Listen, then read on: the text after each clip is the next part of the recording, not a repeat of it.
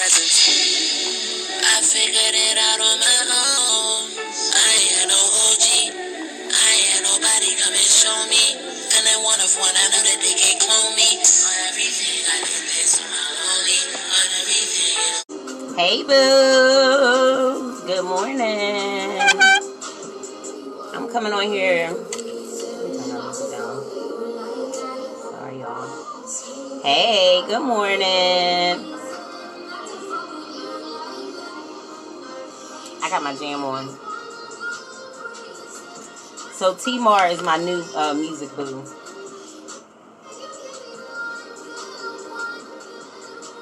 So I came on here. Good morning. Good morning. Good morning. Good morning. Born Intelligent. Good morning. Grand Rising. Great Rising. Great day. Good morning. Thank you. So I came on here to talk to y'all a little bit about self-love because we talked about self-love yesterday, right? And I don't know. I kind of think that like self-love is like a little bit of a cliche statement. Hey, good morning. I think it's a little bit of a cliche, right? Because people is always talking about self-love, and self-love is really an internal thing. Hey, good morning. Hey, good morning. It's more than going to get your nails done or pampering yourself for a day or something like that. Self-love comes from within, and sometimes, good morning. Good morning. Sometimes getting to that place of self-love, or I have a new word for it, self-abundance. It can be, it's not just like this easy thing. Good morning. It's not like this easy thing that you just wake up one day and you be like, you know what, I'm just going to love myself more. Because a lot of times because yesterday we talked about self-love, and we talked about ending toxic relationships, and we talked about narcissists, right?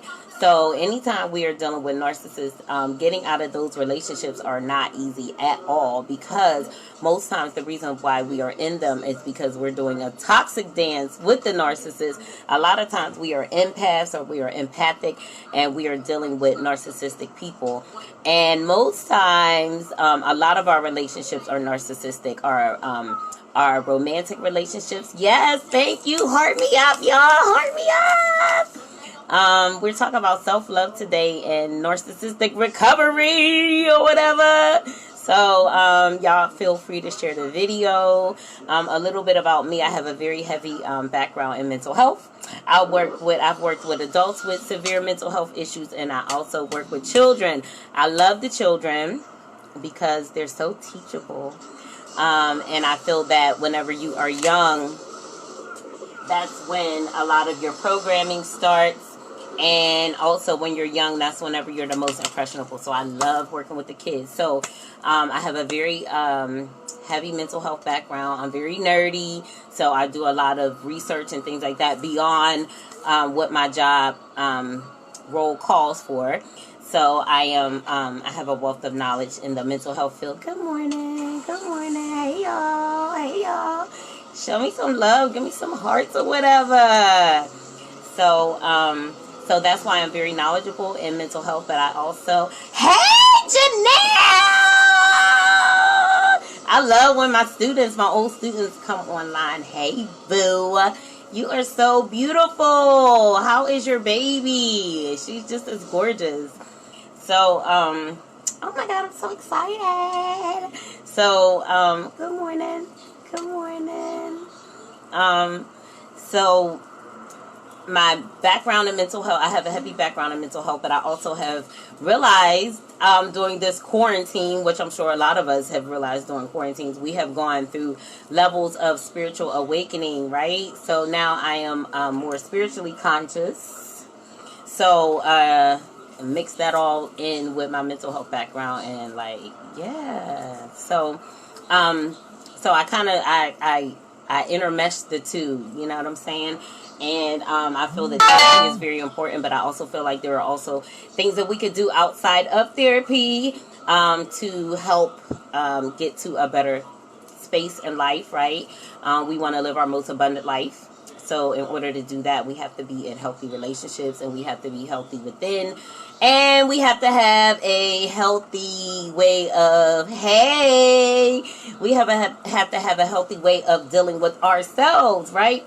So y'all hear me use a lot of terms like self-love. You hear me say stuff like go within. You hear me say stuff like go to therapy. So all right, so quick ways to do those things. Go to therapy if you are not, if you feel that you are struggling, things of that nature. Therapy, right? Therapy is important, and therapy is good. I always say pray before you go so that you get a good therapist, because nobody has time to be sitting down telling all their life stories to somebody that's not going to help them, right? Like, that's totally discouraging. Bad enough it takes us as African Americans a lot to get into therapy, and then to get into therapy and have a crappy therapist, like, that just sucks. So pray before you go. Ooh, hold on, I gotta turn this alarm on.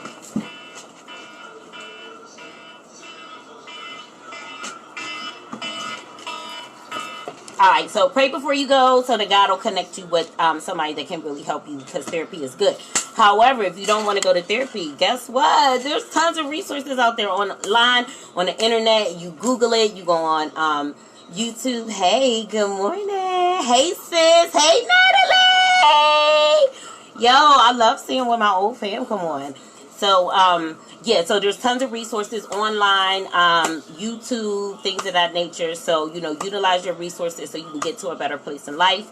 Yesterday, we talked about narcissistic relationships, toxic relationships, karmic cycles. So, all of them fall into the same thing. They're relationships that are not good.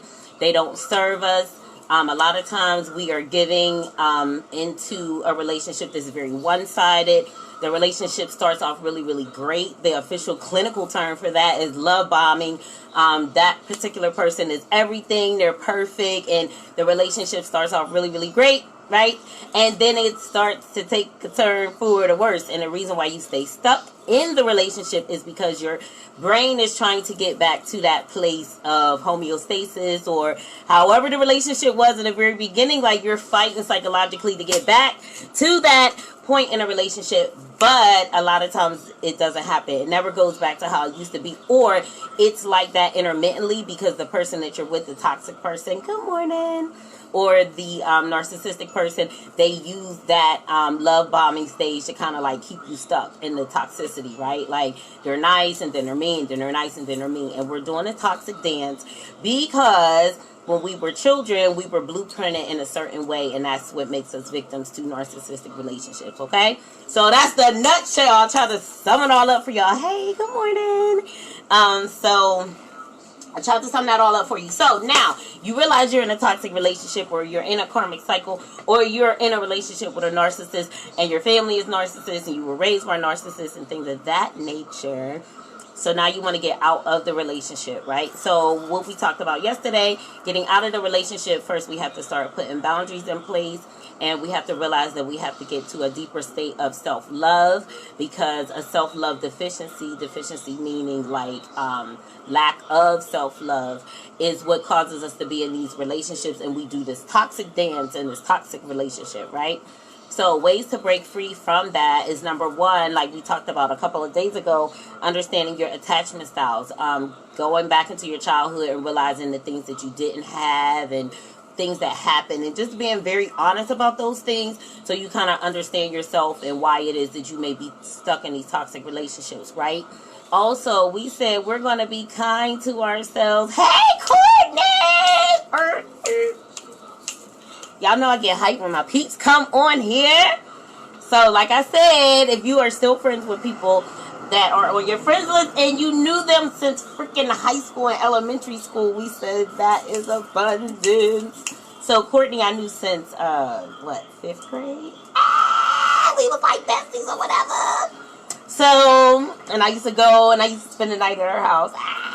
So, anywho, so we're talking about self-love, right? And we're talking about getting out of narcissistic relationships, toxic relationships, and karmic cycles, right?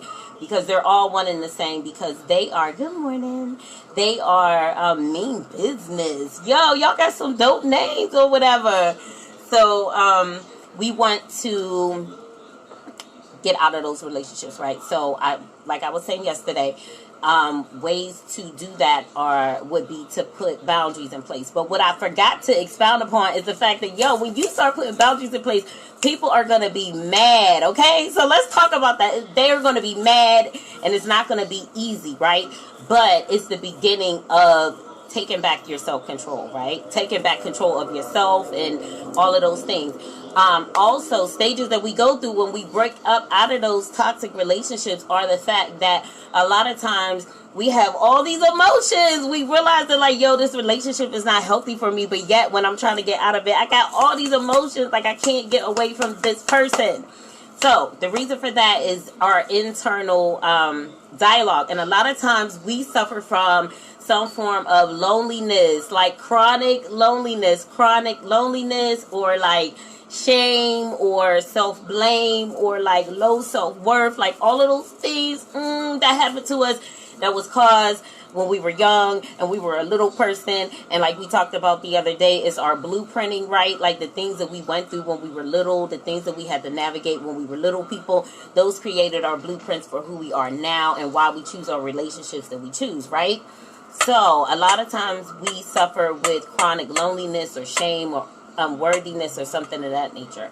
How do we know that? So we got to get to our internal thinking. Like we got also too, another term I always use is go within, right? So I hate to be a cliche person, so I like to break down what it is that I mean, because I don't want to just sound like I'm on here like throwing out all these foo-foo words, and it's like, oh, it sounds great, but like what the heck, like now what? Like how do I go within?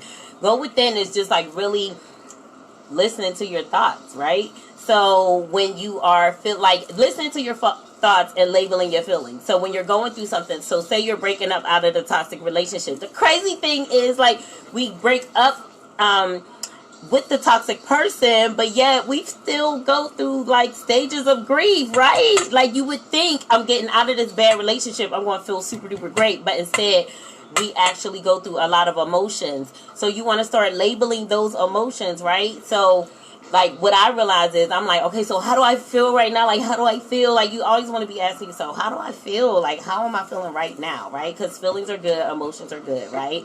It's just the stories that we tell ourselves that's bad. The stories that we tell ourselves comes from our childhood programming, right? So I had to go within, and I'm like, how am I feeling right now? I'm feeling lonely, right? So then you have to ask yourself, like, ways to reprogram your thinking is you want to ask yourself, like, okay, so if I feel like this, is this really real? Like, is it really authentically true? Like 100%, can I 100% say that I'm lonely, or nobody cares about me, or I've just been rejected by everybody? Like those negative things that we tell ourselves, can you say that beyond a shadow of a doubt, like that's true, accurate? If it's not 100%, if you don't have 100% fact to back up what it is that you are feeling, guess what? We gonna ball it up. We throwing that thought out, right? We throwing it out the window. We're not gonna let that be something that lives in our mind and tells us that like this is our reality, when in fact it's not our reality. Because when we went through our mind and we tried to come up with all the facts that would prove those things to be true, we couldn't say 100% hands down, like I am lonely, nobody is there for me, etc., etc. If you feel lonely and there are people around, are you really lonely? No, because there are people around. However, internally you still feel lonely. So we got to get down to the root of what it is that we're feeling and why we're feeling it. And if that feeling is not valid for the situation, meaning that we can really like build fact on it, then we're going to toss it up, ball it up, and we're going to toss it out, right? And that's a part of like reprogramming our thinking, and we want to tell ourselves things that are true and things that are accurate. So a lot of times the reason why we stay in these relationships is because we have some low self-worth, or there's some type of self-blame, or there's some type of self-sabotaging behavior, things of that nature. And the people that we're with in these toxic relationships, they know how to push our buttons, and they know how to trigger us and make us feel these feelings, and that's why we stay in the relationship. However, once we start to realize that these things are not true, we have to start talking to ourselves in a positive way, and we have to start talking to ourselves in ways, hey, good morning. We have to start talking to ourselves in ways that are accurate, right? And that's what helps us get stronger. So we want to pray, and we want to ask God to show us, or our higher power. We want our view on ourselves to be better and positive. And what way to do that except to have God show you and tell you who it is that you are, right? So that's going to help with your self-love. And I just wanted to say, even though we talked about getting out of toxic relationships, and I'm about to go, even though we talked about toxic relationships and we talked about getting out of karmic cycles, they're not easy. It's a process to it. Putting boundaries in place, you're going to make people upset, so you have to be prepared for that. Getting back to self-love is not just something like, oh, I went and got my nails done, or, oh, I went and bought myself some new clothes or a new pair of shoes or something like that. Self-love is bigger than that, is deeper than that. Self-love means, self-love means I can look at myself in the mirror, and whether I am like all flossy down, dripped out or not, I still love myself. At the end of the day, when I'm by myself and it's just me, it's nobody okay, do I still feel content within myself? So those are the things that we want to get back to in order to really say that we are experiencing self-love, right? So we want to ask God to show us who we are. And a lot of times we feel like I'm not enough, I'm not this, I'm not that. And those things are not true. Like, for example, at the end of relationships, a lot of times, I know me as a female, I felt like I'm not enough, right? And then God had to show me, like, you are enough. Like, it's not you, it's them. And how you get out of the it's me versus them is you ask yourself, like, okay, so if they broke up with me and they don't want to be with me, like, what does that say about me? And if you start saying stuff like, I suck, I'm not good enough, I didn't do this good enough, I don't have enough of this, I don't have enough of that, then you're not loving on yourself enough, because you're finding reasons for people to leave you and abandon you, when the reality is you're a beautiful, wonderful person and you deserve love. So we have to speak to ourselves in a way that we are showing love to ourselves by the internal voices that we are using, right? Like, how are we talking to ourselves? So we want to get to a point where we feel like we are enough, and a lot of times that requires God kind of showing us who we are and who he created us to be before all the tumultuous things that happen in life happened to us and really changed our views on ourselves, before the toxic things that happened to us that caused our self-esteem to go down, things of that nature. So we want to make sure that we are dealing with that stuff, and we want to be kind to ourselves by asking ourselves questions and just, reprogramming our thinking, right?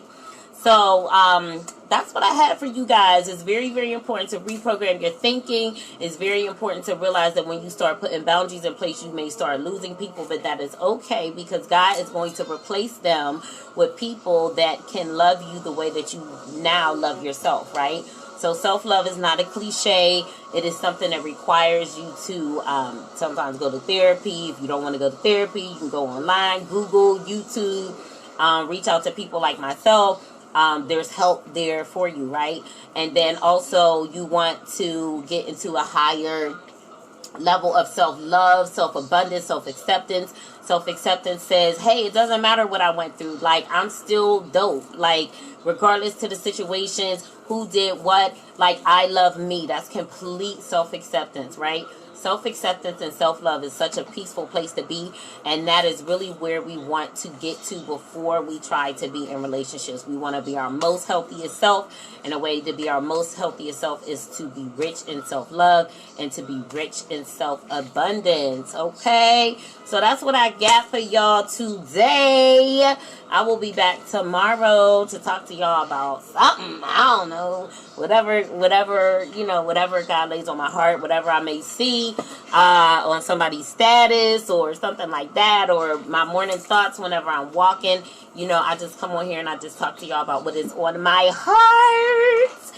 So I will see you beautiful, wonderful, amazing, gifted people on tomorrow, okay? If you like what it is that I had to say, share the video. If you like what it is that I have to say, set your notifications and let you know when I go live or whatever. So y'all know I will be here bringing y'all something encouraging and to try to be a light in the dark. All right, I will talk to you guys soon. Peace.